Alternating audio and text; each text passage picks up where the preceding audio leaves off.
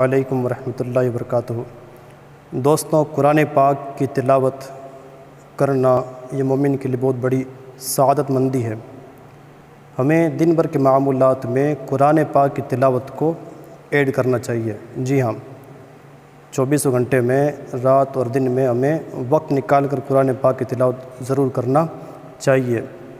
اور یہ تو ایسے ہی پاکیزہ اور مقدس کتاب ہے کہ جس کو دیکھنا عبادت، جس کے ہاتھ لگانا عبادت اور جس کا پڑھنا بھی عبادت ہے۔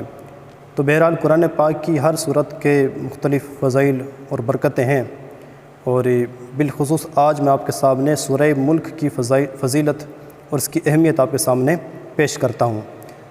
رات کے حصے میں یعنی مغرب کی نماز کے بعد سے لے کر صبح فجر کی اذان تک کسی بھی وقت ضرور ایک مرتبہ سورہ ملک کی تلاوت کرنی چاہیے۔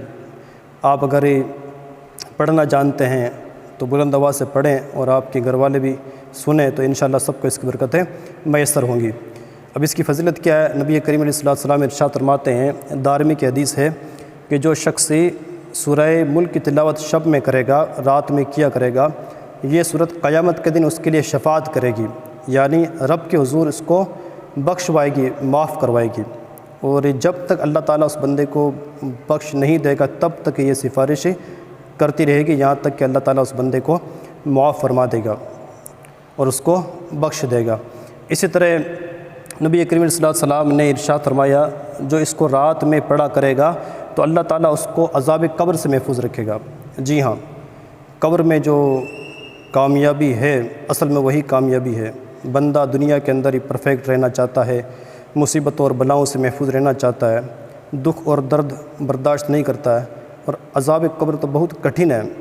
قرآن و حدیث میں اس کی سخت عذاب قبر کی جو ہے کٹھنائی بیان کی گئی ہے۔ اگر ہمیں قرآن پاک کی تلاوت کریں گے، سورہ ملک ہمیشہ شب میں پڑھیں گے تو اللہ تعالیٰ عذاب قبر سے ہمیں محفوظ فرمائے گا۔